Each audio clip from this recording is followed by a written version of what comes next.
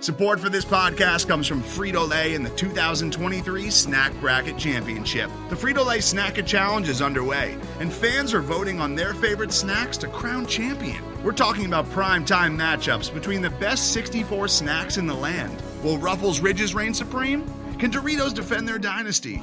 Or will Smart Food use their smarts for a surprise upset? Only you can decide. Get in on all the action for a chance to win up to $1,000 or a year's worth of snacks. Let your snacks be heard. Just go to fritolaysnacket.sbnation.com to vote and enter for a chance to win. No purchase necessary. Sweepstakes ends April 3rd, 2023. Void where prohibited. Year's worth of snacks awarded in the form of 52 coupons, each good for one bag of chips. See official rules at fritolaysnacket.sbnation.com. The Black and Gold Banneret Podcast is brought to you by the Unger Real Estate Group, powered by eXp Realty, proudly serving Orange, Seminole, and Lake counties. Call 407-790-9957 or visit WeSellOrlando.net.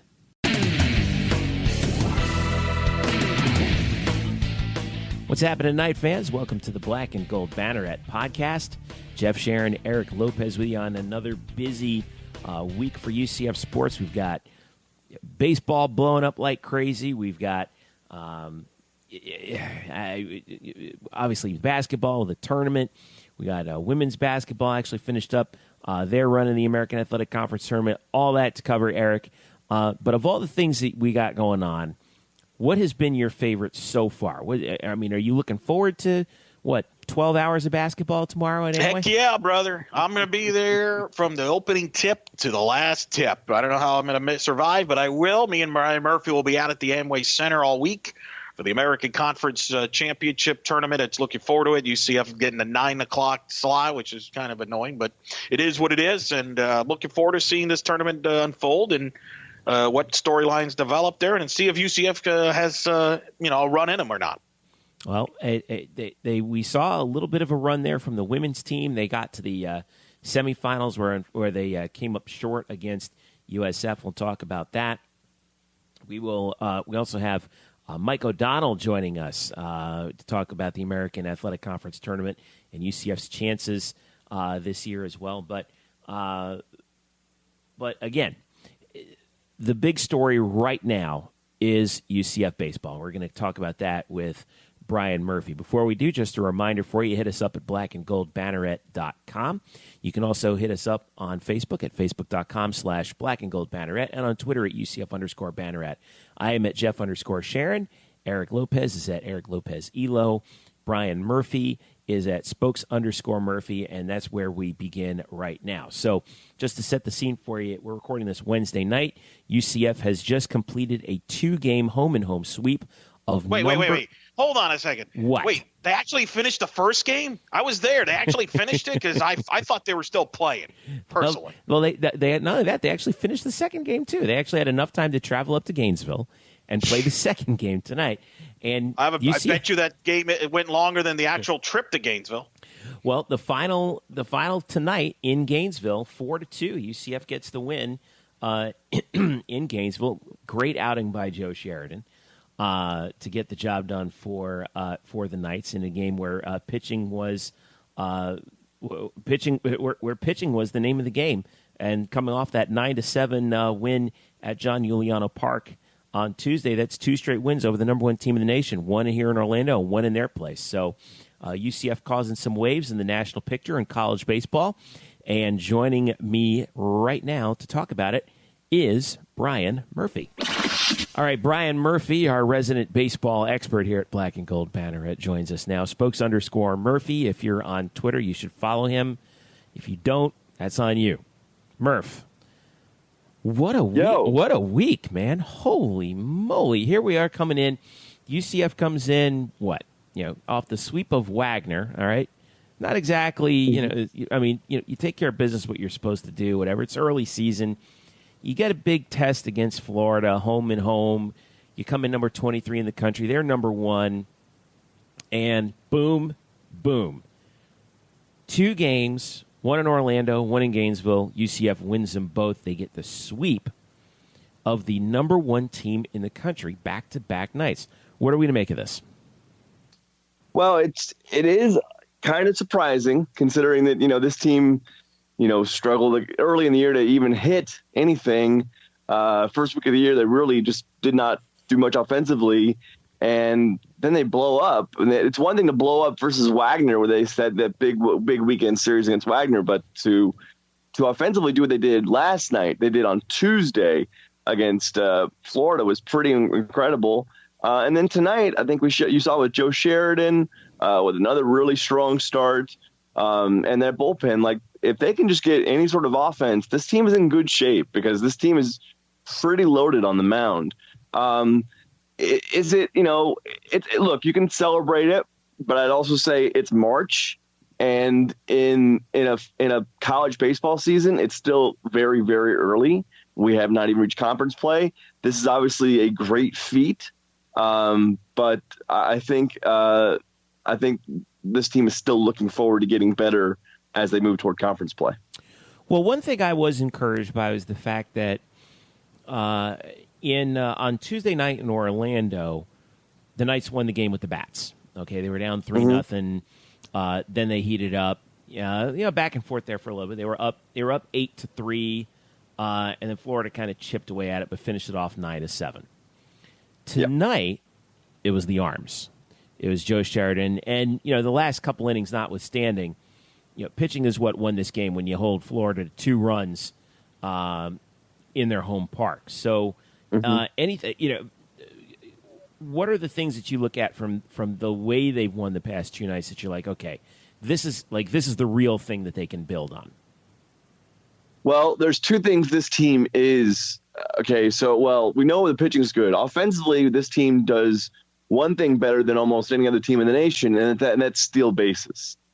They run whenever they get a chance, and they are very, very successful at it. I think coming into tonight, they were, I believe, 44 for 49 on the year in stealing bases. I haven't looked at the stats. I'm not sure if they stole more bases tonight. Yeah, 44 or 49 coming into tonight, and I'm actually trying to pull up the box from and this then evening. I'll have that in a second. Tonight, Rylan Thomas got caught stealing early on, so now they're 44 of 50 overall for the season. It's very, very good. This team loves to run. They know they don't have a ton of power like Rylan Thomas has pop. Dallas Beaver can definitely hit one out. Matthew Micah hit one out tonight, which was a little surprising. But this team is not it's not the Earl Weaver teams of the 70s, right? This team is going to try to get on and get over, and then get in by making things happen. Then, one thing that's interesting, so that's offensively, it's kind of what this team's makeup is. One thing that's interesting in the bullpen, we saw it tonight. So Garrett Westberg, who transferred in out of Tacoma Community College in Washington State, has sort of come in, and he's gone from a guy who was in middle relief to yesterday he was seen as the closer in a 3-run game, which Bryce Tucker was warming, but they didn't bring Bryce Tucker in. And it was like, okay, so maybe he's like the co-closer. Then tonight they bring in Bryce Tucker. Now they bring in Bryce Tucker in the 8th. He struggles a little bit, but he gets through the 8th. He gets to the 9th. And with 2 outs in the 9th, 1 man on in a 4-2 game, and in the middle of an at-bat and a 1-0 count, Lovelady comes out, takes out Tucker, and brings in Westberg to get the final out. I'm not sure what happened there. I'm not in Gainesville because I wanted to be here for the AAC basketball tournament tomorrow, Thursday. But it's odd to see a pitcher be taken out middle of the at-bat, and then it's Bryce Tucker being taken out as well for Garrett Westberg, who, again, 2 nights in a row is the guy on the mound to be the number 1 team in the nation. He's really stepped up, and that says a lot about how much trust Lovelady has in him. Tucker was skittish in the 8th and 9th. He was called on to deliver a 4-out save, and in the 8th he ended up throwing 23 pitches. It was total. It was a 45-pitch 8th, which was kind of Florida's last really good shot at getting back in it. But he somehow found a way out of it, and even into the 9th, he looked like he was getting hit a little bit I don't know what was going on with that. We were both watching the game on the SEC network. Did you see anything there that was cause for concern that or it just wasn't his night? I didn't. I don't have the channel. I was listening to the game on radio with Mark Daniels. Okay, yeah. And it was just nothing. There was nothing that could be said. They didn't know what was going on.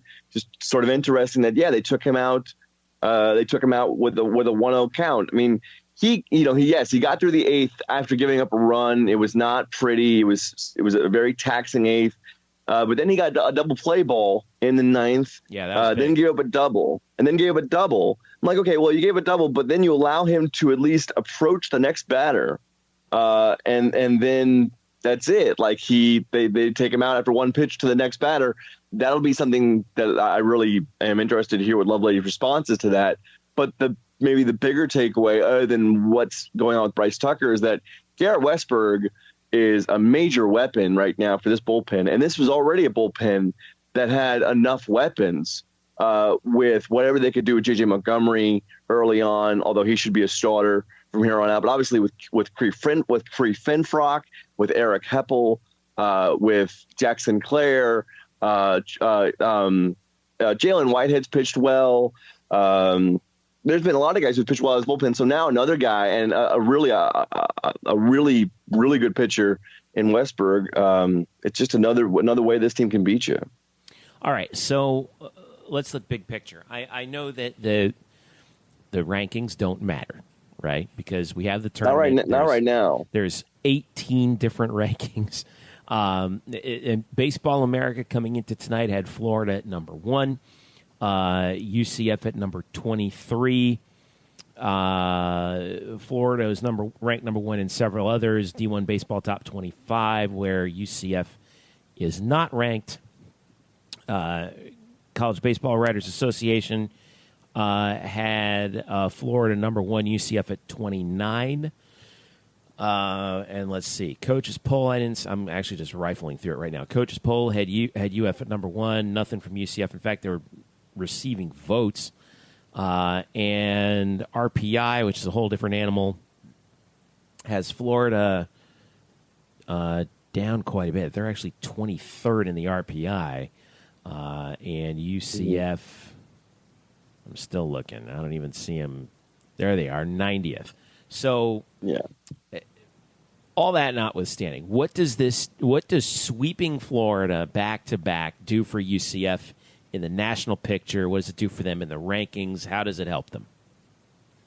Well, it certainly should get them in the top 25. I know that's what anybody cares about. So if you care about seeing your team in the top 25, they should be in the top 25 rankings across the board now. I mean, when you beat the number 1 team, in a home series, you beat them on both sides. Yep. Defending champs. Yeah. It's a big deal. And they were already pretty much on that edge anyway after, beating Virginia to start the season and then winning. Now they've won 9 in a row. So it's not like they have come in here stumbling. I know they haven't beaten great teams since that Virginia win, but they've still won those games, which is important. So, they should be in top 25.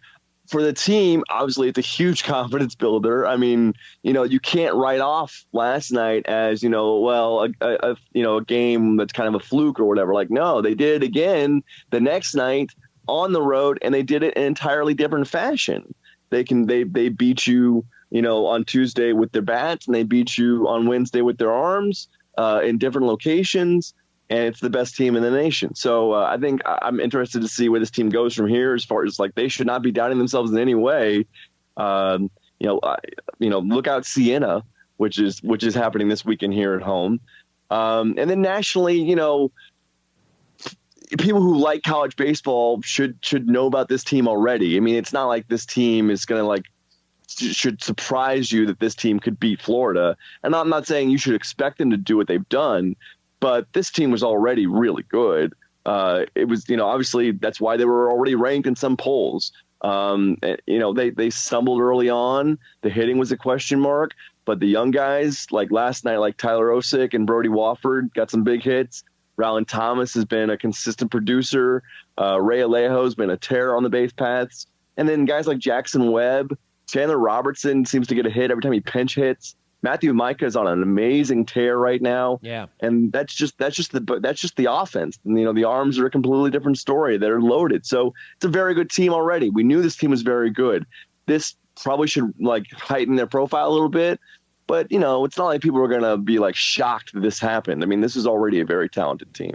Well, we know how volatile those rankings can be. UCF was last ranked top 10 in baseball in any poll in 2015. That was by D1Baseball.com after the Knights had a 10-1 start to the season that year.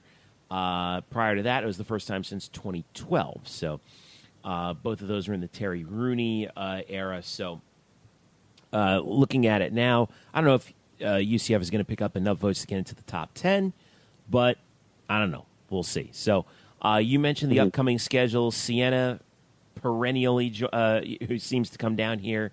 It's a doubleheader on Saturday and then a single game on Sunday, followed by Bradley again on Tuesday, Miami on Wednesday. All these games will be on UCFKnights.tv. What will you be looking at here in the next week for UCF baseball? Well, I mean, you want to see how they respond now, right? Okay, so after this confidence boost and everything we want to say about that, what this win does for them, it doesn't matter if you come out and play poorly against Siena. So definitely want to see what they do there. You'll have Chris Williams on the hill for one of these games. I'm sure you'll have Jordan Spicer out there as well. I'm pretty sure they'll have Thad Ward out there. And then, really the next game of notice the fans will care about is the Miami game here in Orlando on March 14th, which is a Wednesday. Mm-hmm. Of course, it's Greg Lovelady's alma mater, but, we've gotten past that story. They played last year. We're past that. It's just another test.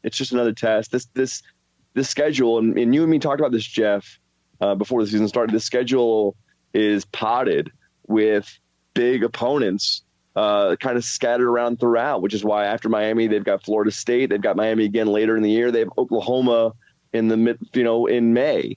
They're going to have a tough conference, but they're also testing themselves out of conference all over the place. Right. So, just be interested to see what happens. Well, right now they're at 10 and is it 10-3 now? Yeah, 10-3. Mm-hmm. And like we said, back home for Siena for 3 this weekend, including the doubleheader on Saturday. Brian Murphy, here our resident baseball expert for blackandgoldbanneret.com. Brian, what do you have coming up this weekend? You're going to be at Amway, right, for the men's basketball tournament? I'm going to get there early on Thursday because I want to be there for, 11 hours of basketball? Come on, who doesn't want to watch that? So I'll have a little piece up. I'll have a little piece up this morning, Thursday morning on a little preview of the UCF basketball's game against East Carolina and a couple other things I'm working on as well. Sounds good, man. We'll be looking forward to it. Spokes_Murphy on Twitter, where you can catch him all this week with men's basketball, and then whenever we move on from that, baseball as well. Brian, thanks for joining me, man. Thank you, Jeffrey. All right, see you at the tournament. All right, thanks again to Brian. And you can follow him at Spokes_Murphy. Like I said, he'll be at the American Athletic Conference basketball tournament all week, as will you, Elo. Yeah, in fact, depending on when you're listening to this, we're already there. We're already getting ready. You guys are college basketball junkies, man. This is actually a blast. And what's amazing is this conference tournament day might actually will end quicker than college baseball games end, which is remarkable. But that's a whole other story. Now let's everyone run an ISO right now, to use a basketball term, and clear out this side of the floor for Eric Lopez, who has a hot college baseball take. You may go. Well, let me just say this. First of all, fantastic 2 wins for UCF. Huge. Credit to Greg Lovelady. Making the move, going with Montgomery, going with Sheridan, it paid off. And I think people are getting the wrong idea why he did this. He wanted to do it not only to beat Florida, yes, obviously, But I don't think this was just to improve the NCAA resume. I think he did this because he wants to build a resume to host a regional. Don't you think, Jeff? Host a regional. Now you've beaten Florida twice. He's going to throw probably Montgomery or Sheridan, whatever he chooses to do, against Miami next week. You beat them. You've got Florida State the week after that in Tallahassee. Building a resume to where if this team it wins, let's say, the American Conference regular season title, or right at the top in a league that's a top 5, top 6 at worst conference in baseball, we anticipate, to put themselves in a position to host. I think that's what this move was about. It wasn't just about beating Florida. It wasn't just about putting at large a resume. It's about trying to build a resume to host a regional. You buying that? I mean, why the hell not, right? I mean, yeah, I like it. At this point in the season, that should be your obvious goal. Is set yourself up for a regional. I mean, they had a chance last year in order to do it. Things just didn't quite work out that way, but. That's the case. If that's the case that you're looking for, yeah. I mean, I'm totally on board with that. Typical college baseball game tonight. It took a while, but I think. But wouldn't that be something if in this first year of the newly renovated John Juliano Park, if they could host, right? I think so. I hope they get that done so we can host. Yes, I think they have a legitimate shot to host. Now. It's getting close. I know you're going to be done. I think you're very optimistic about it. Yeah, I think they're going to be done by the time conference gets around. That's huge. I think that's big.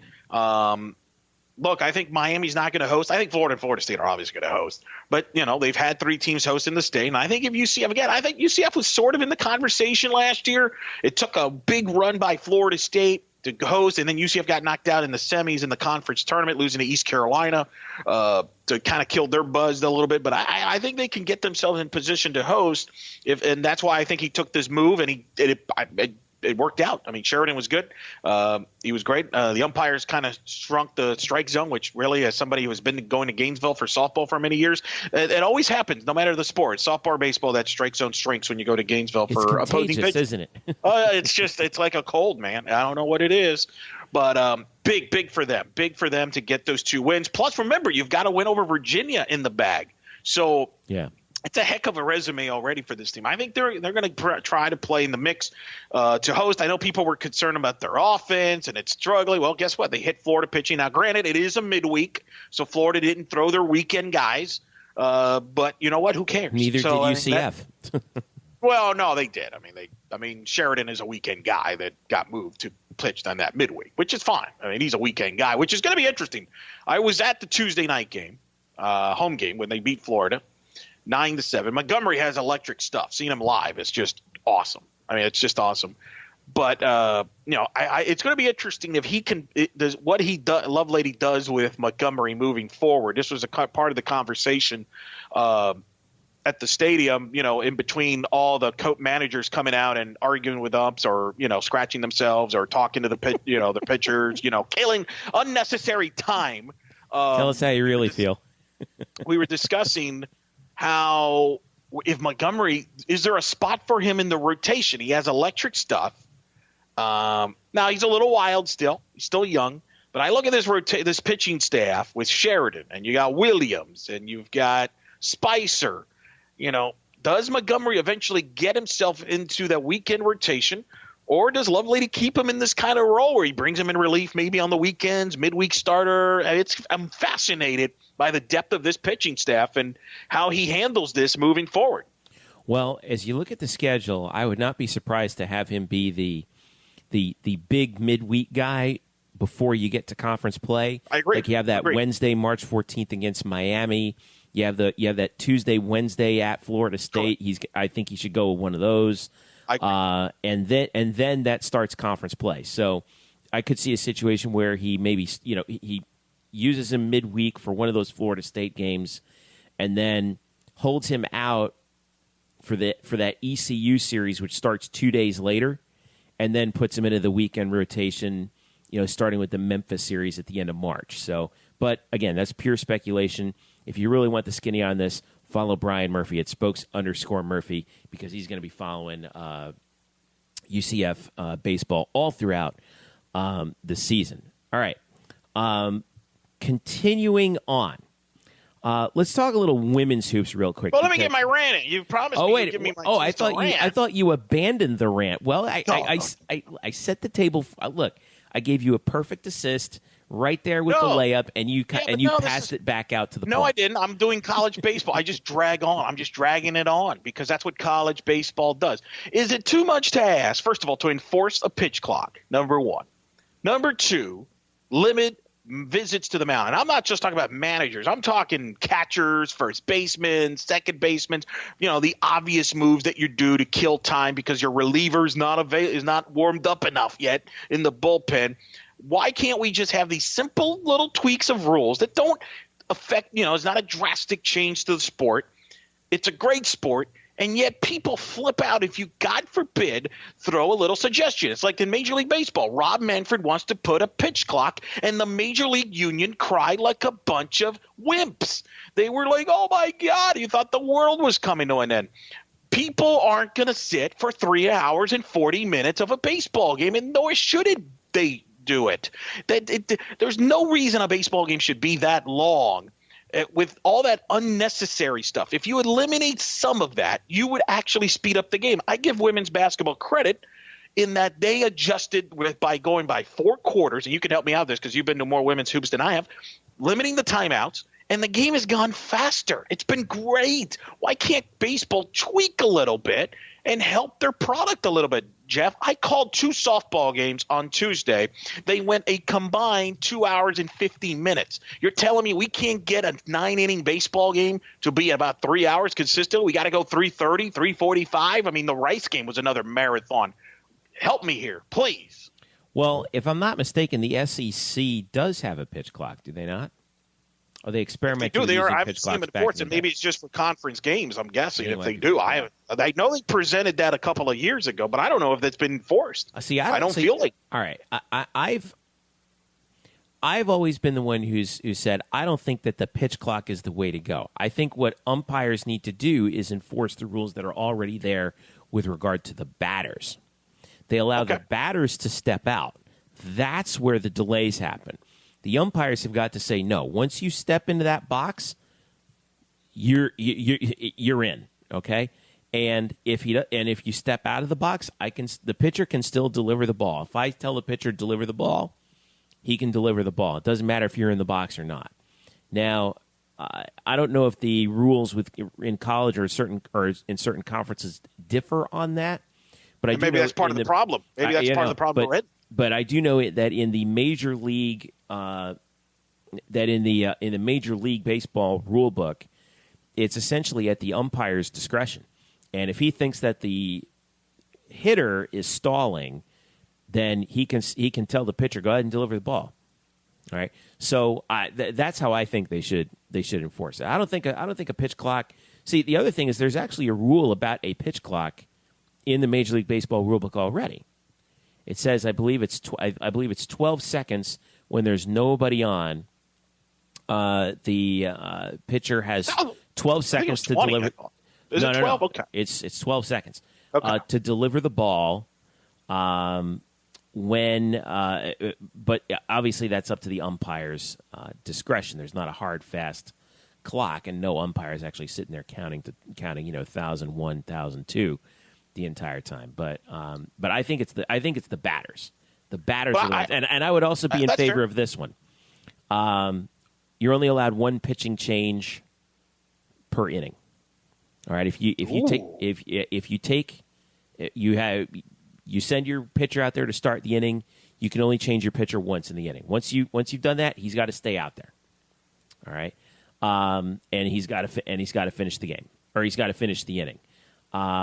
And the other one that I was thinking about that actually you were mentioning was, what you were talking about mound visits. One mound visit per inning. That's it. It's basically your one timeout. So. Yeah, I mean, let's do that. I mean, others that would speed up the game. And the second time you come out, pitcher's got to come out. Right. Softball has that rule. You can only come to visit the pitcher once. The second time you have to take them out. Softball gets it right because they do a bunch of things that I think that baseball should do in the regular season. For example, the international tiebreaker in extra innings. All right? Get the game over with. Well, they do that in tournament games. They don't do that in conference play, for example. So I don't know if I go that far. What I will say, though. But regular season baseball, I think they should, especially if we're talking about the majors. Yeah, 162 games. No one wants I don't know if I'm going to go that far. Don't be there until 1 o'clock in the freaking morning with these games. For crying out loud, get them over with. I would play a couple extra innings, and then if it's still tied, maybe you do that. Maybe kind of like the hockey kind of thing where you play overtime and then go to a shootout. Something like that I might do in baseball. I don't know if I would go straight to an international role with the runner at second base. The one thing I will do, though, that they should do, that softball does, is softball has the run rule where it's 8 runs after 5 innings. Why can't baseball do this when baseball's up like 10 runs after 7 innings or something like that? You know what I mean? That's the other thing. In the regular season, you do it. Now you could say I've actually written about this. Now, what you're going to get from some people is, well, what about no-hitters in perfect games? Well, it counts as a no-hitter, like in softball. Softball, no-hitter, 5 innings counts. So guess what? If you pitch the whole 7 innings, you get your no-hitter. That's just the way it goes. Well, I mean, I'm okay with that. Now I'm not. I think that if you have I think that you make an exception if the starting pitcher has not allowed a hit. No, you can't make exceptions based on a no-hitter. Of course you can. No. First of all, baseball no-hitters in college is very rare, number one. Number two, they usually are by staffs. They usually take them out anyway. That's not true. Most no-hitters are complete games. I mean, I don't think you just it's 20-0, but hey, he's throwing a no-hitter. You know, get out of here. Oh well, if you're talking college, yeah. I mean, that's what I'm saying. No, Major League. No, I see what you're saying. Okay, I'm sorry. I apologize. I messed up. Yeah, no, Major League. I agree. I see what you're saying. Major League Baseball. That's a whole. I'm not even saying they have to do the run rule of Major League Baseball. Although if they want to do that, that's fine with me too. To be honest, I think they should, but that's beside the point. But I think those are some things at college. My thing here's the problem. Because I was there Tuesday night, and I like baseball, and people have complained about Major League Baseball. Here's the problem, and some college baseball fans don't like to hear this, but I hate to break the news to you, it's an inferior product to Major League Baseball. So, in my opinion, a 3.5-hour college baseball game feels like a 7-hour Major League Baseball game to me. It just feels like it just goes way on too on. Whereas Major League Baseball kind of goes, and I don't have as big of a problem with, because there's the best players in the world and all that stuff. But I think there's some tweaks that we have discussed here that the sport should look at. Look at notice that college softball gets primetime viewerships. Notice they get the primetime slots on television. Notice that college baseball doesn't. College baseball, a lot of their games are online. Why? Because softball games go quicker than baseball, and television doesn't want to have a 3.5-hour, 4-hour game break out, in a normal block. And I think, to me, the next step for college baseball is you got to make some of these adjustments. You can't have games going 3.5, 4 hours on a Wednesday night when people have to go, home. Just doesn't. I mean, I sympathize with that. I mean, I saw a lot of kids at the game. I mean, you think there's no way they're going to stick. What do you think a kid's going to be entertained for 3 hours and 40 minutes for a baseball game where we're waiting to see, wait, is he going to change the pitcher or what's he doing? Wait, he's thinking about changing the lineup. No, he's not. He's just discussing something with the umpire. Oh, I guess he's going back now. Oh, boy. Oh, no, let's just throw up to the first base for 3 or 4 pitches so the pitcher in the bullpen's warming up. Get out of here. Nonsense. All right. I'm glad you got that off your chest. I do feel like I can tell that's been kind of I was simmering for a while on the stovetop. I'm pulling my hair. I'm looking at my clock, and I'm like, are you kidding me? It's 8:30, and we're like in the 4th inning in this game. I got stuff to do here, people. Come on. We're going to change this sport, baby. Send your complaints to Eric Lopez Elo. I figured you'd be more on my side because I know you've had this complaint about baseball. Listen, I anything to speed up baseball, I think, because it does actually affect the television product too. I'm in favor of it. I just don't think that the pitch clock is the way to go because I don't think that the pitchers are the ones who are slowing it down. It's the batters. That's what you have to focus on. And they have to give the umpires a lot more leverage to say, hey, get back in the box. So that's my thought on that. Anyway, all right. Before we take a break, we're going to go – and by the way, after the break, we're going to talk men's basketball in case you're wondering where that's going to happen. I want to talk about women's basketball. They finished the season at least the conference postseason 21-10. And, the Knights in the American Athletic Conference tournament Got past Temple 77-70, took care of business that they had to in the quarters, ran into USF in the semis, and USF unfortunately knocks out UCF 74-59 in a game that was tight. That was tight until the second half. It was it was tied at the end of one, 3-point game in favor of the Bulls at the end of two. But then in the second half, let's give credit to Coach Fernandez and USF. They took care of business. They are 26. Excuse me. They had who was it? They had Kitty Alaksa once again, 20 points on a 7-19 shooting, 4-13 from 3-point range. 17 more for Laura Ferreira, who played all 40. They had 4 players play all 40 minutes. They basically only had a 6-person rotation in this game. Laya Flores also played 40 minutes. Maria Jespersen played 40 minutes. So, and USF took care of business. They ended up losing by 16 to UConn in the championship game for the American. And I thought the funniest part of this was, did you see Colin Sherwin's tweet about this? No, I was stuck at baseball because it won't end. That's why. Have you not listened to me this show? What did he say? He said, let me pull it up. I got to give him credit because this is about as left-handed a compliment as it can possibly be. To who? To USF basketball. He says, if you don't think that's one of the best 16 women's basketball teams in America, you're either blind or intellectually dishonest. Losing by 16 on the road to UConn proves it. The Bulls should host, no question. Well, he's obviously very biased. Now, everyone knows that. All right. Now, but I was struck by the hilarity of saying they lost to a team by 16 points, and I get that it's UConn. They lost to a team by 16 points, and that means you should host. Now, but let me ask you this: is he right? He is right. That's a good performance. Look, I've seen him in person. You've seen him in person. We both have called their games. They're good. I mean, I've said this to people. Laksa and Jespersen are, to me, Jeffrey, are 2 future WNBA players rosters easily. And if they don't play in the WNBA, it's probably because they choose to go to Europe to get more money. So they're going to be professional players. They're talented players. They're a good team, fun style to watch. I think Jose is a brilliant coach, kind of under the Frank Martin tutelage, if you will. He could, and I think they're very good. And I'm not I'll defend him on this. They crushed Ohio State, who a lot of people like, who might be hosting. Number 6 team in the country, by the way, Ohio State in the AP. I should mention USF is 14th in the AP. Given that, with UCF finishing as they did, having lost to USF 3 times and to UConn twice, is and given basically what you heard from Charlie last week, is this now a surefire UCF to the NIT right now? Yes. Okay. Yes.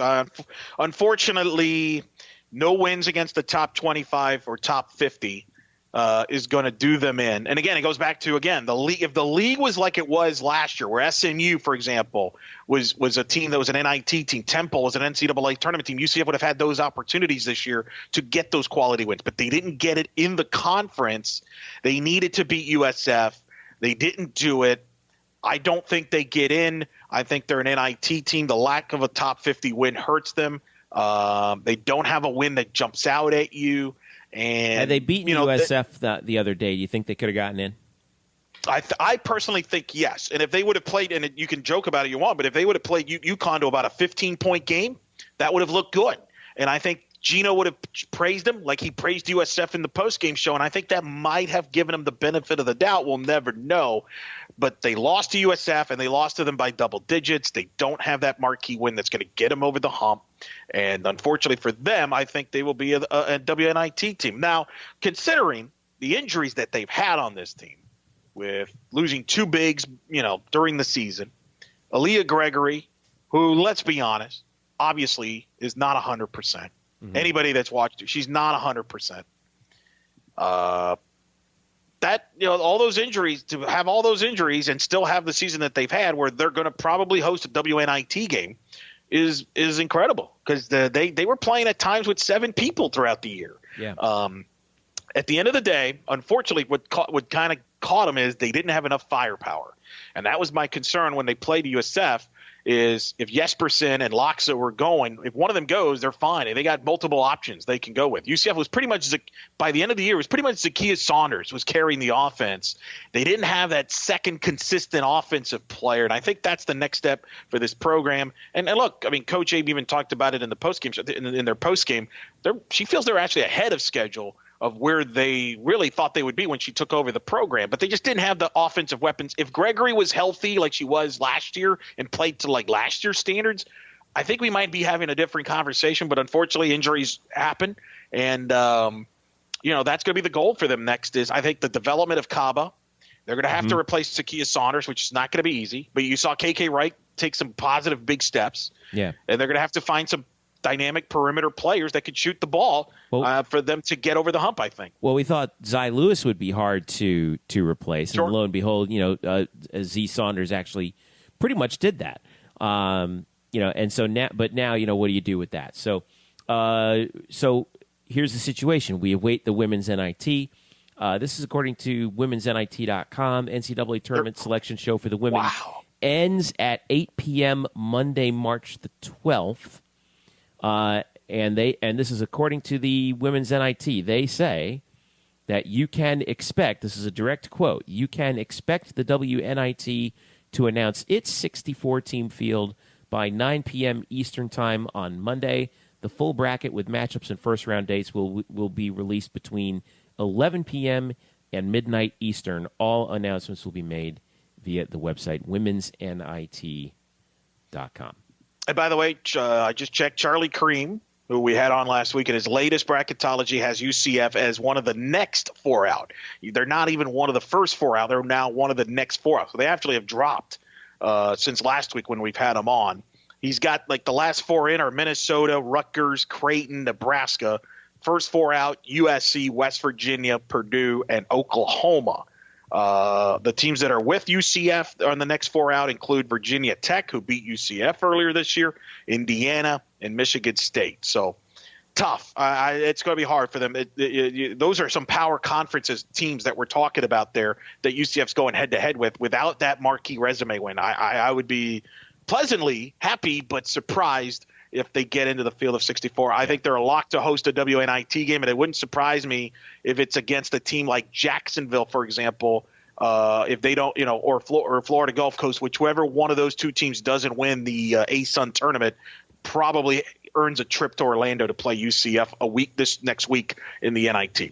All right. So for the latest on that, stick with UCFKnights.com and also us at blackandgoldbanneret.com. All right. We're going to flip it over to the men's side after the break, and we're going to talk with Mike O'Donnell, a longtime friend of ours. You guys all know him and love him, former point guard at UCF.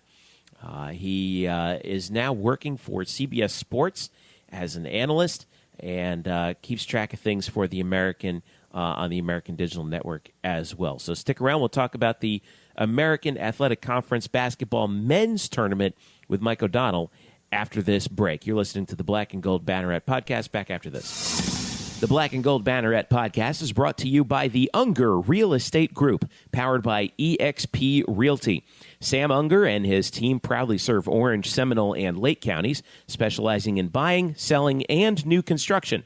Sam is a proud UCF graduate, class of 2006, and he's such a dedicated Knight fan that right now, if you work with him as your realtor, he will donate a portion of his commission to the UCF Football Excellence Fund in your name.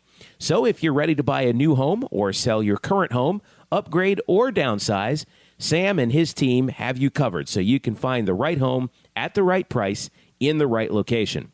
So give him a call right now at 407-790-9957. Again, that's 407-790-9957. Or visit on the web at WeSellOrlando.net. Again, that's WeSellOrlando.net. You can also reach them on Facebook at Facebook.com/WeSellOrlando. Get in touch with the Unger Real Estate Group today and make finding your dream home a reality. Hello, Knight Nation. I'm Andrew Fegley. And I'm Trey Strelko.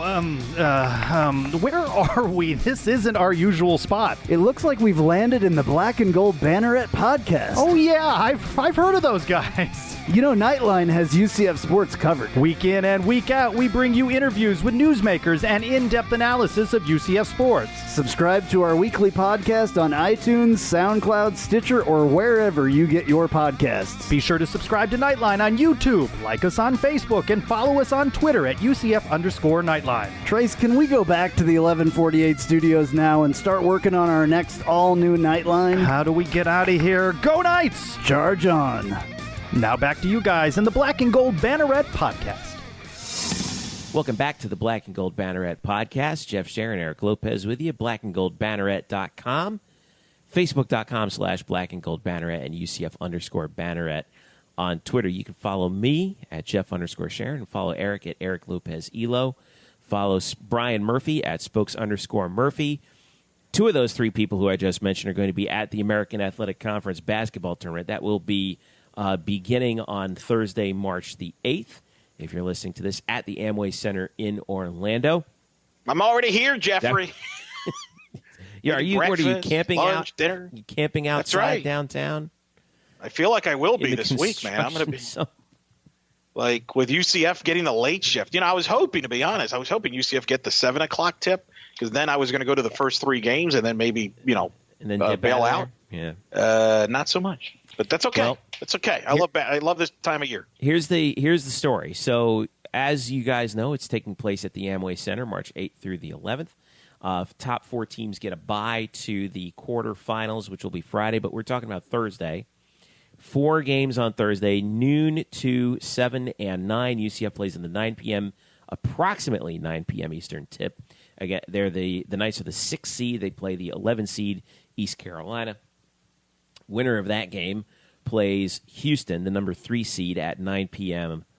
on Friday. So, obviously, UCF men's basketball has a lot of work to do this weekend if they want to even sniff an NCAA tournament bid. Basically, it's a situation where they have to win the whole thing and in order to get in. Not very likely for an at-large bid, but we weren't 100% sure. We want to get the lay of the land of the conference.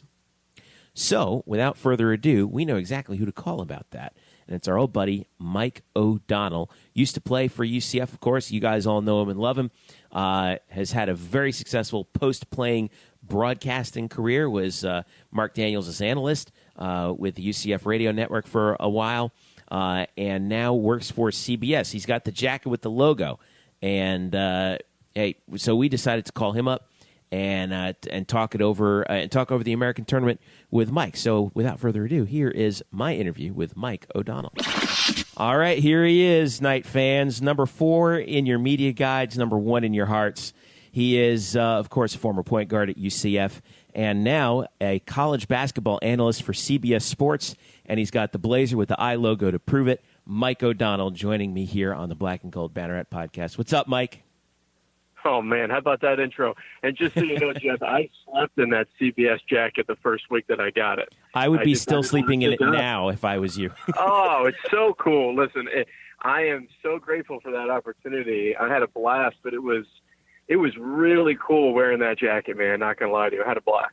That's awesome, man. I'm so happy. I mean, you've busted your tail to get to that point. It's because you know what you're doing and you know what you're talking about, and no one deserves it more than you, man. So on behalf of all of us here at Knight Nation, we're so proud of you. We love seeing you on TV, and you are headed right now down to the American Athletic Conference basketball tournament, where you also do some work with the conference as well, and you've been doing that for a while. So UCF comes in as the number 6 seed. They play in the late game, the nightcap on Thursday night, against ECU. They held East Carolina to 39 points the first time around, but that was with Taco Fall. It's a different ball game now, though. And even though ECU has had their struggles, they haven't won a game since Valentine's Day. It's a one-and-done situation, and, I mean, as you know just as well from your time as a player, anything can happen. So what's your outlook for at least UCF's first shot tonight against the Pirates? Well, if we're just taking just the game alone, and you look at ECU, they are at the bottom of the conference, but they have tremendous guards. And between freshman of the year Sean Williams and DJ Tyson and Isaac Fleming and Kentrell Barkley, those are 4 guards who can give you 20 any night. So anytime you have great guard play, it's always dangerous. And I think it's not going to come down to the defensive end for UCF, because that's your DNA, that's your identity right now, that you are going to grind out games and you are going to try to force teams to beat you within the last couple minutes and play within the 60s. And that's just with Taco Fall being out, Chance McSpadden being out, and just such a devastating plethora of injuries this year where you had such high expectations. I thought Johnny Dawkins has done a really good job, but I think tonight the magic number is 66. I think you keep it really simple tonight. Right now, UCF is 11-1 when they score at least 66 points. That one loss came to Wichita State, in which that was just not but a few days ago, which was an incredible basketball game, even though the Knights didn't win. And so that's the magic number. Is they feel that if they can get around 65, 66 points, they're going to win that game. So that's a good number for Knight fans to take a look at and say, how do we think we're going to do down the stretch? We look up and there's 5 minutes to go, and UCF has around 57, 58 points. You're in good shape. That means that UCF is executing their game plan, because they're not going to score 80. They just won't, and that's okay. They can win games grinding them out and ugly. I'm not calling UCF ugly, but when you play in the 60s, it forces the other team to play ugly. And so they'll have to that's a number to look for tonight. I think if you stop those 4 guards for the Pirates, I think you're in good shape. ECU does not have great front court play. Their big guys are a non-factor in the post. So getting A.J. Davis, B.J. Taylor, those guys are getting to the rim. They need to get to the rim, get to the free throw line, and try and get easy buckets. And you go for the mid-60s game, you got a good chance of taking care of this thing. And then after that, they play Houston. And quite honestly, it's a good draw. I would rather, if I was UCF, I would rather play Houston than Wichita State or Cincinnati. Right. Just by kind of obvious nature. And UCF played Houston tough at home, and I think you've got a game plan to where defensively you keep that game in the high 50s, and you try and grind that out as well. So, getting to the semis is not something that's out of the question. They're going to have to win the tournament to get to the NCAA tournament. I think that's obvious, but postseason play is more than realistic. Right now, they're projected as a 6th seed in the NIT, and given all the injuries, the season-ending injuries, BJ's early season injury where he missed 15 games and then missed another game in the middle of conference play, I think it's a tremendous accomplishment. I think getting back to the NIT is a realistic expectation. I think it should be celebrated, and it wouldn't be surprised if they won a couple games in the NIT this year. When we look at the conference in general, Mike, right now, the American as a league is 7th in RPI. And when we take a look at when you take a look at the field, obviously, what more can be said about Cincinnati? They're the number 2 scoring defense in the country. UCF, incidentally, is number 3, but Cincinnati's number 1 also in margin of victory, which gives you an idea that not only are they obviously great defensively, but strong offensively as well, all around. Wichita State, we got a good look at them last week, when UCF basically threw the kitchen sink at them in that overtime game.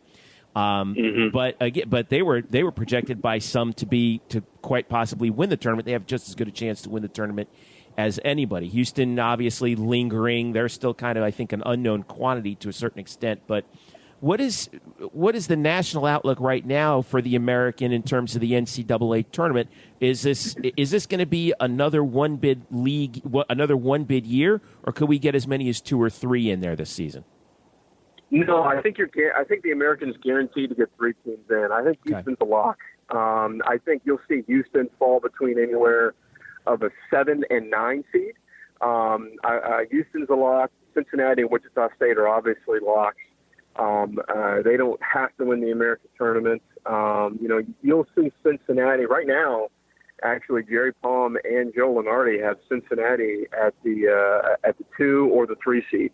So they're going to get an awesome seed. Wichita State, you'll see between that 4 to 6 range from a seeding standpoint. So you got 3 teams legitimately, and I am a firm believer in Houston. I think not only are they a lock, but they can win their first game. I think it's a very legitimate team. Outside the national outlook, to get 4 teams in, it's going to have to come down to, UCF going on a run, SMU going on a run. Nobody talks about Tulsa, but they actually were great in conference play this year. They finished 4th. Yeah. And so who knows, come conference play time. We saw it happen in Orlando a couple of years ago with UConn. UConn wasn't even in the top 4, and they ended up winning the tournament and going to the NCAA tournament, getting that automatic bid. So there's always that opportunity for 4 teams to get in, because I think 3 is a lock. Outside of that, though, going into next year, it was strange this year. I actually thought that the American Conference had the potential to get 5 teams in. Mm-hmm. I really felt, obviously Cincinnati and Wichita State were 2 of the top teams coming into this year. Everybody projected UCF as a potential at-large bid due to the fact that, with a healthy Taco Fall, a healthy B.J. Taylor, a healthy Chance McSpadden, and everybody forgets to talk about Aubrey Dawkins, right, who was coming into this year a projected late first round pick in the NBA draft after this year. He's that good. So you lose one of the best starting point guards in the American Conference. You lose the best center in the American Conference, and you lose a first-round draft pick. That's a devastating blow to your season. And then you throw in SMU, who was projected as an at-large team not but 4 weeks ago until the injury to Shake Milton. SMU had a top 40 RPI and a really good strength of schedule with strong wins over Arizona and USC in the non-conference, and they had almost double-digit quadrant 1 and quadrant 2 wins. They had that win at Wichita State. I mean, Jeff, you know how hard it is to win at Wichita State. Mm-hmm. They went in there. Shake Milton dropped 30 and completely dismantled the Shockers. So I thought that you'd have 4 teams in with a potential of 5 with Houston. I thought that Houston was a potential bubble team, and there's no coming into this year, and they clearly played their way beyond the bubble. They're an at-large team. So going into next year, I mean, I wouldn't be shocked if you saw 4 or 5 teams in the American Conference tournament, and we're not even talking about UConn. When you think of UConn basketball, you think of a perennial national power, and they need to turn that around, because it could you imagine when Cincinnati's still at the top of their game with Wichita State, with SMU, with Houston, with UCF, and UConn, that becomes a potential top 4, top 5 RPI league. Yeah. And if UConn can turn that around, I mean, this American Conference is going to become insane. Kind of hard to believe that we think of UConn now and they're an afterthought right now. So crazy. Yeah, I totally agree. Most people aren't talking about that, but that's a team that you expect to be in the top 25 every year. And when they do get back there, you've got 4 legitimate teams every year that's going to the big dance. So last question for you, and then we'll let you go. Are we expecting right now, in your opinion, is this a Cincinnati-Wichita State collision course, or are you expecting something crazy to happen, and if so, what? Yeah, I think most people are expecting a Cincinnati-Wichita State matchup. I don't think anybody would be upset about that in the finals. Right. I think that would be a blast to have round 3. The first 2 games were absolute, old school Rocky movie slugfest, man. It was awesome to watch. But I just can't in conference play, when you have combined a great defensive team and you have a legitimate 20-point scoring threat, you can't discount Houston. You really can't. Houston is one of the top 10 defensive field goal percentage teams in the country, and you combine that with a player who could score 25 to 30 points in any night, Rob Gray Jr., in conference play, a guy like that gets hot, you can rattle off, you can beat anybody. Yeah. And so I cannot discount Houston at all. But I think I'll be a little shocked to not see the Shockers and the Bearcats in the championship. But I'm not going to sit there and be like, I can't believe this if Houston gets to the championship, because listen, if they win 2 games in the big dance, everybody's going to be like, wow, I can't believe this Houston team. I'm not going to be surprised at all. They rebound well. They're a great defensive team, and they have a legitimate 20-point scoring threat. That's a great recipe going into the big dance. Well, it all starts actually at noon on Thursday. SMU UConn is the first game. UCF again playing at 9 p.m. on Thursday against 11-seeded East Carolina. You can catch all the games, all the games of the first day on ESPNU, and then it goes between ESPNU and ESPN2 on Friday for the quarterfinals. UCF ECU winner playing number 3 Houston, and from there we'll just figure it out from there. All right, Mike. If folks want to get in touch with you, where can they hear from you? You can hop on Twitter, MOD, the number 4, then the word 3, and I'll be tweeting all kind of great information regarding keys to the game and key players and updates and insider information throughout the American Conference tournament. Cool. We're going to see you on the American.org, I'm guessing? I'll be there, yep, and we'll do some Facebook Live stuff. We'll do some live Twitter video. So if you also follow the American Digital Network, you will see my ugly mug up there talking about hoops. It'll be a lot of fun. Give yourself more credit than that. Mike O'Donnell from CBS Sports, the American Athletic Conference, and, of course, UCF Basketball. Mike, thanks for the time, and safe travels. We'll see you at the Amway Center. You're the best, Jeff. Thanks, buddy. Thanks, bud. All right. Our thanks to Mike O'Donnell for his insight on the American Athletic Conference basketball tournament. So, Eric Lopez, you're going to be there for all 4 games tomorrow, basically if it's an American Athletic Conference basketball game, you're going to be there. Brian's going to be there. The first order of business is against East Carolina. Now, 9 p.m. tip. It's going to be late. Kind of a bummer. UCF's not playing in the primetime tip at 7. But anyway, these games will all be televised on ESPNU on Thursday, by the way. But UCF comes in as a 6 seed. They held East Carolina to 39 points in the first and so far only meeting between these two. But that was when Taco Fall was healthy. East Carolina comes in losers of 5 in a row. They haven't actually won a game since Valentine's Day. So what's the situation right now for UCF heading into this game? Well, it's a must-win if they want to lock up an inning. It's a tournament.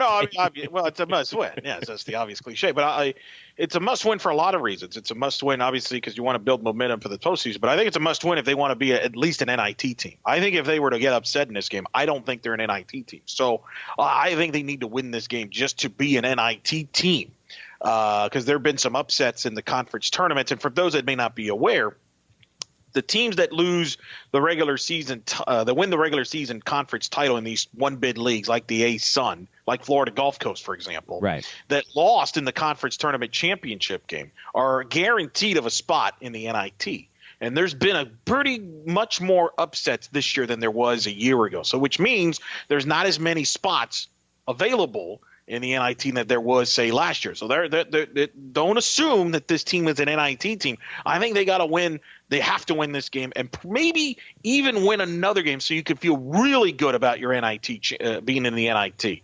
But look, their defense is going to be very good.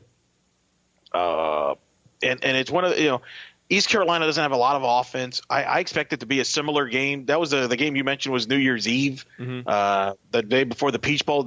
So I'm guessing maybe nobody watched this game. But 59-39 was the final score. Yeah, and unfortunately, I think it's going to be a similar game. I think it's going to be a similar game because one thing to look for, and I've talked to people that played in various conference tournaments, you're playing in venues that you haven't played all year. and players have to adjust to the rims. They have to the sights and things like that. And I think teams, you're going to see, especially in the first day or two, teams struggle to shoot the ball from the field. And I think this game has got like an ugly 59, 65, 50 type game written all over it, where both teams are shooting very low percentages. I wouldn't be surprised if it might score in the 50s, might win this game. But I think UCF has enough for that. The question is, how many days do they have a run in them? Because they're going to have to go 4-4 to win this title. I don't know if they can do that. I do think, though, that they got a pretty good draw in that I think they could play with Houston. We were both there when they played Houston at home, and that was, 1-2 possession game late. Gray made some plays. B.J. Taylor was still coming back, was on minutes restriction. I actually think they can match up with Houston, which – if you remember 2 years ago when the conference tournament was here, they were upset early in the conference tournament. So I actually think UCF's got a chance to win a couple of games here and get themselves to the semifinal. And if they can do that, they would be on CBS, which would be great attention for the program. And then they would get Wichita State, who they played that classic game that went to overtime at the CFE Arena, which was a great ball game. Wichita State's not a great defensive team. So I think they actually got a pretty good draw. Yeah, at least in terms of if you're going to help yourself, certainly they did. That Houston game is not necessarily a giveaway, though. I mean, Houston's pretty good. Well, who do you rather play? Do you rather play Houston, Wichita State, or Cincinnati in the quarterfinals? Well, I know I don't want to play Cincinnati, but given how UCF played Wichita State at home in the regular season finale, I wouldn't mind getting another shot at them. They took them to overtime. This is after UCF lost by 19 on the road to them. Took them to overtime, lost by 4 in a game where, obviously 4 points, 2 possessions the other way that easily could have gone UCF's favor. And then we're talking about, wow, they got that signature win. UCF right now is at 18-12. They finished the regular season in the conference 9-9. This is the thing that sort of that I find really intriguing. UCF right now is third in the nation in scoring defense, averaging giving up 61.3 points per game. Care to guess what their ranking is in scoring offense? Go ahead. 345th. 62.8 points per game. And that has been the problem the entire time. I mean, thank goodness for the defense, right? So, and by the way, I should mention, you talked about Cincinnati. Cincinnati's second in the country in scoring defense, giving up 57.3. The number one team in the nation, Virginia. And they're giving up just 52.8 a game. That's insane. Cincinnati, interestingly enough, highest scoring margin, average scoring margin in the country. They're winning games by 18.3 points per game. So when I look at what UCF has in front of them, obviously East Carolina is going to be playing for their lives. I don't care that it's a 6-11. You know how tournament games are. When teams, sense that sort of desperation, doesn't matter where they are in the rankings, they're going to, they may indeed come out to play. Houston's going to be tough, especially with that late night tip. But my hope is that if they do get to the semifinals, I think you're right. Definite NIT bid. But then what happens if UCF actually gets out of the semifinals and gets to the final? Then what? No, you still got to win the tournament, I think. You still think so? Oh yeah, because look at the bubble. The way the bubble's playing out right now is wild. Oh, the bubble is insane right now. You mentioned Florida Gulf Coast. That was just one example. But like I said, if UCF wins their first 2 games, that gets them to 20 wins. That gets them to 20-12. For NIT, yeah, NIT. But I mean, as far as the NCAA, they're going to have to win the conference tournament. They're not. I don't see them getting in if they got to the final. There's too many teams in the bubble that have resumes that are probably going to be better than them. That would be one hell of a run, by the way, if they did, because you're likely talking about a situation where they beat East Carolina and then the top 3 seeds in the conference between Houston, Wichita, most likely, and then Cincinnati, most likely, in the final. Right, and you got to see how that plays itself out. We'll see. We'll see if they have enough in the tank. I mean, obviously, when you struggle and all, you got to avoid scoring droughts, which this team has had trouble with, and it's tough. It's very tough, and I disagree with you, and I'd rather play Houston than Wichita State. Wichita State's is tournament proven. They're tournament tested. I'm not sure yet about Houston. We'll see how Houston handles this. Is Houston going to sleepwalk through this game? We don't know. You know, like I mentioned, a couple of years ago, they were upset early in the conference tournament. So I actually think Houston could be had. And I wouldn't, you know, especially playing the last game on a Friday night. Their fans aren't going to come to Orlando. If UCF were to get that moment, I'd like to think that a lot more UCF fans might go out for the Friday night game and make it a really good environment, and I think could sneak the upset in there. It's going to be a tough gauntlet, though, no question. All right. Well, we're going to find out first thing on not first thing on. We got to get through the Thursday. first. Right? We got to get through the first 3 games, and then 9 p.m. Thursday is that first game for UCF against ECU. Again, it will be televised on ESPNU, so you can check it out there. And Brian and Eric will be there, and you guys will, I'm sure, be live tweeting that thing out. So I do some video as well from the arena at some point. You know, all right, we might do some of that as well. Get a little warm ups. Keep an eye on our Facebook page because you've been doing pretty good with those Facebook lives, man. I appreciate that. Keep it up. All right, let's flip over to softball. UCF right now at 13-8. They had that trip out to California for the San Diego Classic, and they split the 4 games that they played out there, and then came back home and defeated Virginia Tech and Ball State. So the Knights are winners of 3 in a row. But let's first talk about that San Diego Classic, Eric. They lost to San Diego State 3-1 and number 3 UCLA 9-1, but got a victory over number 22 Long Beach State and a victory over Santa Clara. So, as far as I can see, Eric Lopez, that's a huge win for, well, I say 1 win. That's 2 huge wins for UCF softball right there, taking care of business all the way out west. Your evaluation of their performance that weekend? It was very good, very good. They got the big win they needed to get, which they got Long Beach State. You would have liked to get UCLA, but UCLA is in a different league right now. UCLA.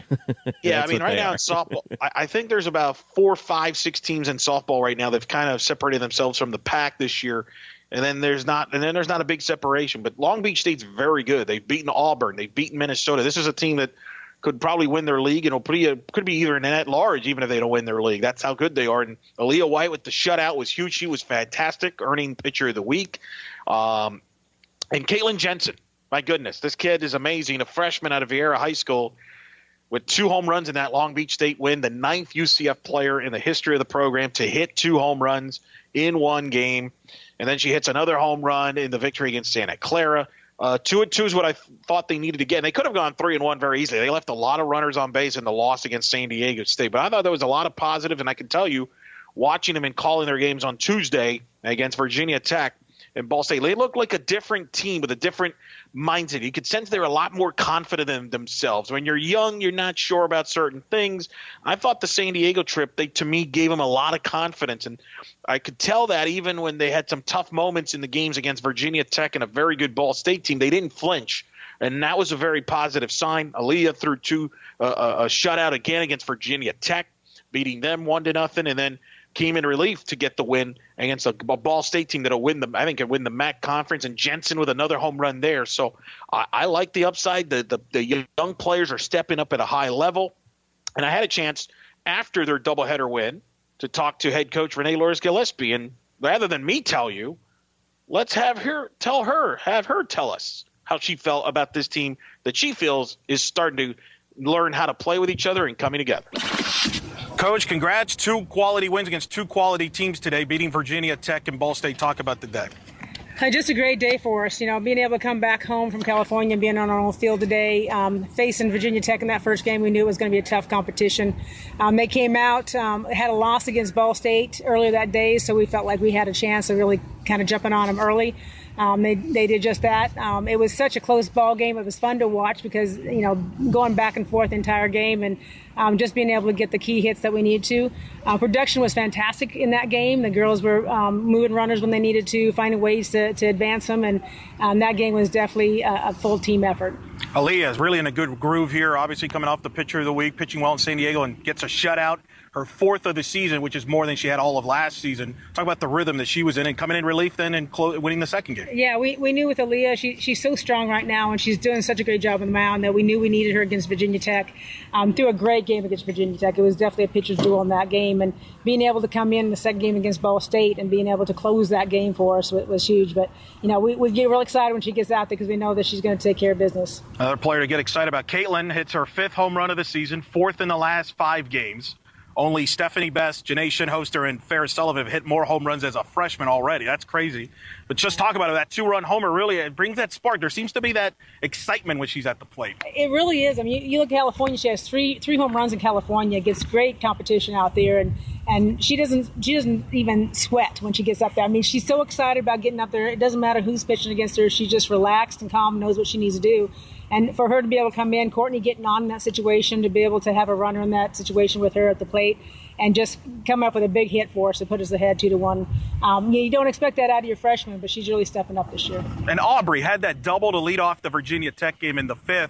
And then you guys manufactured the run by getting productive outs. You've talked about productive outs, and you get that run, and that was the difference in the Virginia Tech game. Yeah, you look at that whole scenario. I mean, they're putting balls behind runners and advance them in those situations. We still need to work a lot on our bunting offense situation, but they were working hitting behind the runners in that situation. That was huge, getting those productive outs. And then Brewer coming up and getting something to the right side to be able to score in that situation was fantastic. It's just doing the little things right, and we've really been working on getting them together and understanding that. I think before everything was very much individualized, want to have a good at bat, want to get in a lineup, that type of thing. Now you're seeing the players playing for each other. They're playing as a team, and they're really focused on what their offense can do as a team, and that's what you're seeing today. You've won now 4 out of 5. You mentioned how this team's coming together, learning each other, getting confident. Now you head out to Clearwater for the tournament up there. What's going to be kind of what to look forward there? Yeah, the Clearwater competition is going to be tough. I got 5 games this weekend there, and really focusing on what we can do as far as our pitching staff, being able to get a good rotation going there. And we're seeing good competition at every position right now. At first base, you got Aubrey and Brooke that's going to be challenging back and forth. Whoever's hitting that day is going to kind of be seeing that first base slot. Courtney's really solidified that third base position. She's doing such a wonderful job on defense there at third base. You still have Erin and Caitlin at shortstop, and both of them play a great shortstop. Of course, Caitlin probably has a little heads up on those kind of home runs that she's hitting, but she can always DP and have a good defense with Erin in that situation. And then Aubrey just kind of locking down second base. So, you're seeing that we're kind of solidifying our defense right now, and that makes it fun because now we know what we've got and what we're going into this weekend. There's Coach Gillespie with me after the game, and you heard the voice right there, Jeff. Feels really good about this team, where it's at right now. They're obviously going to go to Clearwater. I think this stretch coming up here between now and conference. They open conference March 23rd against Tulsa, the defending American Conference champions. They've got a stretch here of 9 games, and I think this is a stretch here where this is an opportunity to fine-tune themselves and build momentum going into conference. If they can go something like 7-2, 8-1, and going into conference, now you're thinking, man, this is a team now that could compete for the conference championship and plays with a lot of swagger and confidence that they're going to need when they start conference, because they're going to start with a tough start into the conference, going against Tulsa, who's the defending champions, and then the weekend after that, they got to go to Houston, which I think is the second best team in the league and is a legitimate threat to win the conference title. So this is a very important stretch to build on this momentum that they kind of feel from San Diego to Tuesday, build this to Clearwater, and moving forward here in the next couple of weeks. So this tournament out in Clearwater is the USF Under Armour Invitational. And here is UCF's playing 5 games out there. Friday, they're playing Chattanooga and St. Joe's. Saturday, they got Western Michigan and Southern Illinois. Sunday, they've got Quinnipiac. Now, doesn't exactly sound like a murderer's row out there, but tell me why I'm wrong. Well, it's not murderer's row, but these are some of those teams that are going to win their conferences, and they circle these games. These are the games that they circle. And I think the question is going to be, what you're going to get from Aaliyah in the pitching circle. Cameron Toney, this is a big stretch for her and get her confidence. This is going to be my next question for you. Who's that? Who are we going to see as that number 2 pitcher? And I think that's what this is the next couple of weeks are about, is win these games. And I want to see her go deep in the game. She was fantastic in Jacksonville against Western Carolina. She actually pitched well against San Diego State. Didn't really get a lot of defensive help in the loss against UCLA. It is what it is. But I think this is where she just came back. So she needs to build her strength up and build her momentum and her confidence and for the next couple of weeks, because those could be the if not, then UCF could get tripped up a little bit. And then when you have a young team, this is almost more challenging than when you're playing a marquee opponent. It's easy to get up for the marquee names, but for a young team, are they mature enough to handle the quote team that's not a big name? That's why I wouldn't say, obviously it's not Murderers Row, but these are teams you can't just not show up against. And this is what this young team, I want to see this team show up, focused, ready to go. Not just say, oh, we're just going to show up and play. Because if they just come with that attitude, they will lose some of these games. All right. No question. So we'll be keeping an eye on that going forward. And just a quick little note, too, on some statistical notes. Aaliyah White at 10-5 with her record 2.24 earned run average and has thrown 96 2/3 of UCF's 138 total innings this year. But over on the hitting side, you talked about it, Caitlin Jensen, hitting .360 to start the year. And let's also pour one out for Denali Shapaker as well, who is also hitting .360. They're both 18 for 50 at the plate to start the season. Not a bad start for those two newcomers. No, the freshman combos, Denali Shapaker, which is, by the way, how you pronounce it. I've talked to her parents. Her first name, by the way, Jeff, Denali, was named after a Denali Mountains that's in Alaska. You can Google that, and that's how she got her name. I thought it was the SUV. No, mountain. We're going with the mountain in Alaska. But she's a speed runner. But Jensen, 5 home runs already this season, Jeff. To put that in perspective, the record for most home runs by a freshman in UCF softball is 12 by Janae Shinhoster in 2002. Stephanie Best, who you would have thought would be your first guess, obviously, right, had 11 that year, believe it or not. Shinhoster actually edged her out that year. And then Ferris Sullivan, in her freshman year in 2012, hit 6. That's it. Those are the only 3 years that a UCF softball player has hit more home runs in her freshman year than Caitlin Jensen. Jensen's already up to 5 already. That's remarkable. Shinhoster and Best, by the way, 2002. I'm going to say this, and I teased this a few weeks ago. Caitlin Jensen is the best power hitter I've seen come to the program as a freshman probably since Shinhoster and Best. That's some high praise. That she's that good. I can't wait for you to watch her. You have to come out and watch her. She's already got a bit of some fans already that get excited. When she comes to the plate, there's that excitement. There's that little excitement that honestly I haven't seen that. We had Jessica Yavari. She was a transfer from upstate.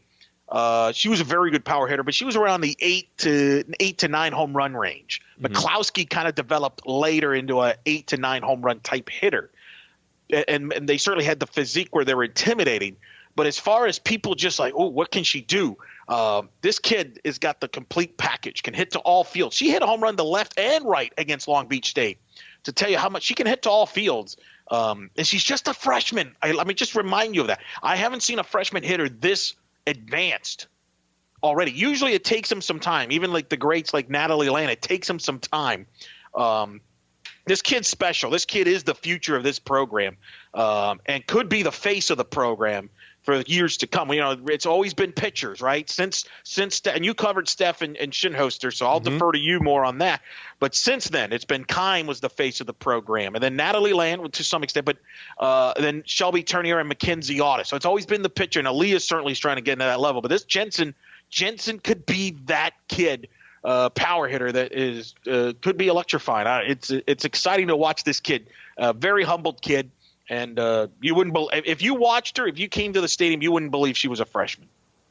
Well, that's some. Well, listen, I know that coming from you, that's legit. So I'm hoping to get out there at some point where we can actually check things out. But I do have some PA games scheduled a little bit later in the year, but I'm hoping to get out there before then. So, but I am excited based on all the things you told me about her.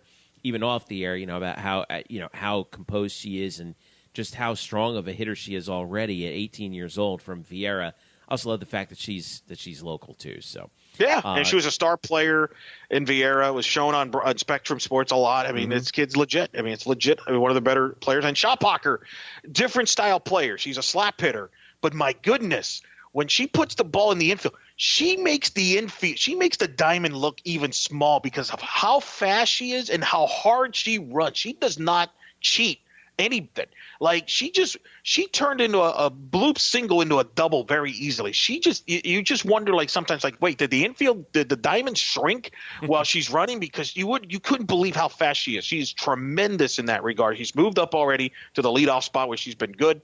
She has a great arm at right field. She's got a great future. She reminds me, a lot of people, we've made the comparisons to Willow Callanan, who you watched from a defensive standpoint, offense, but and then Maddie Schroeder, her kind of style of running hard, but she's also got some Kaylee Novak instincts with her as far as the base running is concerned. Really, it's going to be Shophocker and Jensen are two stud players, a big part of this program for the next 4 years to come among a young group that's still learning and growing.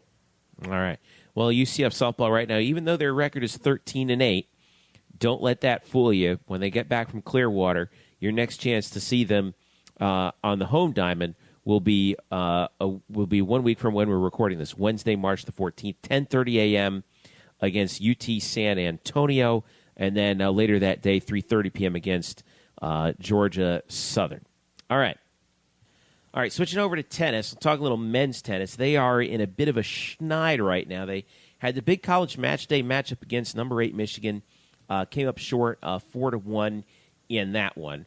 And then lost to Baylor 4-3, and then earlier tonight they lost to Penn State as well 4-3. So we had John Roddick on last week in advance of college match day, and they're hitting right now just a spot in the schedule where that we thought would be problematic because they've got he did stack the schedule this year. And these are good teams that UCF is playing. So right now they find themselves at 4-5, but a chance to recover against Virginia on Sunday, March the 11th, again at the USTA National Campus. They got Virginia on Sunday, then Minnesota next Wednesday. So, but again, this is man. I mean, that is such a tough ask. Michigan, Baylor, Penn State, right in a row. Well, especially with a young roster like he talked about. Yeah. So, it's going to test him, and I think they'll be good. But how about Brian Konecka, who we've had on the show? They beat Michigan on that Saturday, 4-2. And then they opened, the conference play, believe it, the next day and beat East Carolina. They're 8-2 on the season. Brian Konecka is, let's give John Roddick. That's what's so unique about him as the director of tennis. He hired Konecka.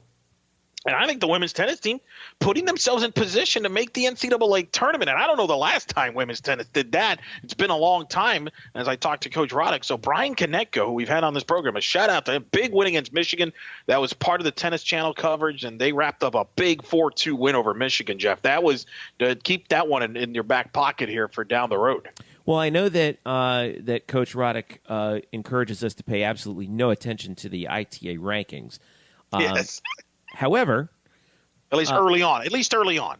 However, I will mention that UCF women's tennis right now 25th in the country in the ITA rankings in women's tennis. So, you can hang your hat on that. They're 8-2. The schedule right now, as it looks, now they're playing in this. Now, a few of the players are playing in this ITF $15,000 Orlando sort of tournament. It's one of these tournaments where they put the money into a trust or something like that, for when you graduate or something. I don't know. And then earlier today, they knock off East Tennessee State 6-1. So that's 3 in a row now for UCF women's tennis. They've got a doubleheader Saturday, tough doubleheader. They got Penn State. But nonetheless, Big Ten team, and then they have a conference game against Memphis, or a conference matchup rather, against Memphis later that same day. That's Saturday at 12 and then 6. So so that's the situation right now for women's tennis. And hey, 25th in the country, I'll hang your hat on that, any day of the week. And they've got another one of these ITF tournaments right after that. So But you said it, Eric. Not a bad job by Brian Kaneko and his team of taking advantage of the opportunities that they've had. Knocking off Michigan on College Match Day. They had that one matchup with Texas A&M canceled late in February, but so far their only losses are at TCU and against Alabama, and they've been in pretty good shape so far. So let's give them some credit right now and give them a shout out because they deserve it at this point, and you really should get the chance to head on out there and see them if you get the chance to. So, all right, Elo, let's wrap this thing up. You are going to be at Amway this week, aren't you? Are you going to be there all 4 days? Yep, that's the plan. Look, I don't know if we'll ever get another conference tournament here in Orlando. They're going to be in Memphis next year and then Fort Worth for the foreseeable future after that. So I'm going to take advantage of it. They should have a rotation, though. Don't you think? They're going to go where the money goes, man. That's the problem. That's where all these like the ACC is in Brooklyn. The Big Ten was in New York. They're going for the money. So I'm a fan of rotating. Although I can tell you, they'll never rotate in the women's. They make money by having it over there at the Mohican at Connecticut. But hopefully, I just hope. I want to say I hope that the community supports this tournament. I don't think we did a good job of that a couple of years ago. So I would like to. So hopefully the fans come out and watch college basketball so we can host this again in the near future. To your point, so hopefully they draw out some interesting storylines. But I'll be out here at the Amway Center all week long. And so I'll be doing some Facebook stuff, some tweets, as you've mentioned. By the way, check out blackandgoldbanneret.com. I wrote about it earlier this week. Wichita State, big impact on the American Conference TV ratings, and UCF's been a big benefit of that. UCF, big numbers in that Wichita State overtime game. I write about that, how well it did, and how Wichita State's been a positive impact for the conference. I can't believe it now. A year ago, people were questioning this move by Mike Oresco. It's been a great move for television. You can check those details out on the blackandgoldbanneret.com on that. I've got content coming out on fastpitchnews.com with softball podcasts and interviews with players. So I'm all over the place this week, Jeff. So the best way to do it, go to Twitter, Eric Lopez Elo, and I'll keep you in the loop.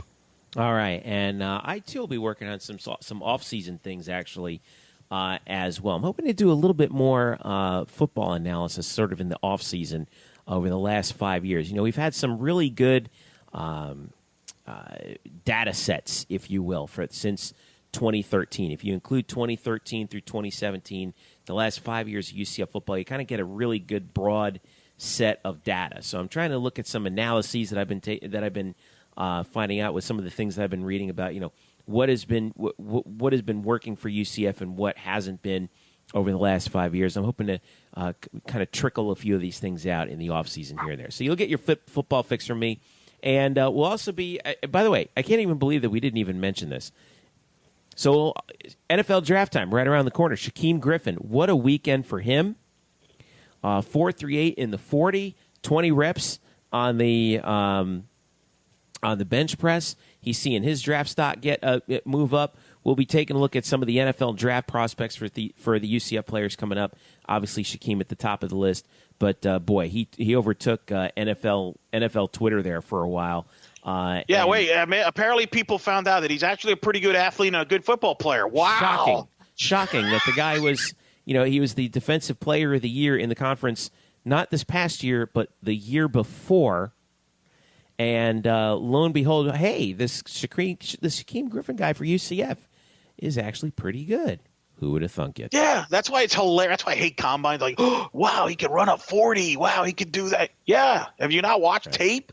Guy's a football player. He's going to get drafted. He's going to get drafted on the second day. I've always felt that way. He's going to, the question for him in the next level is going to be, what is he? Is he a linebacker? Is he a safety? Right. Is there a defensive scheme that could use his strengths? We will see. But, obviously good for him. But, I laugh when people are like, wow, that's unbelievable he did that. So good for him and good for everybody. And, pro day for them will be a couple weeks away. And we'll be taking a look at that, and we'll be diving into some NFL draft stuff in our next few shows. So, all right, let's wrap this thing up, Eric. Thanks again, and enjoy the tournament in Amway, brother. I will. By the way, since we're talking about women's tennis and their drought, I'm going to leave you with this. Guess the last year that women's tennis at UCF made the NCAA tournament. Can I get within a 5-year range? Sure. I'm going to say 1998. You took the under. 2002. Okay. I was within 5 years. Yeah, 16 years, Jeff. 16 years, and they may. So very we're going to well have to monitor this women. We're going to have to monitor this women's tennis story, I think, as we move forward, because 16-year drought, which is obviously the longest on campus. Men's tennis ended their drought last year with 05. Right now, it's women's tennis at 02, and then men's basketball at 05. Are the two long droughts. There we go. So we'll be keeping an eye on that. Thanks again to you for listening. You can always follow us at blackandgoldbanneret.com. All right. I'm ready for some hoops. I'm going to go see some basketball, Jeffrey. Talk to you later, bud. And we will be following you, Eric Lopez, at Eric Lopez Elo. Follow Brian Murphy at Spokes_Murphy. And follow me at Jeff_Sharon.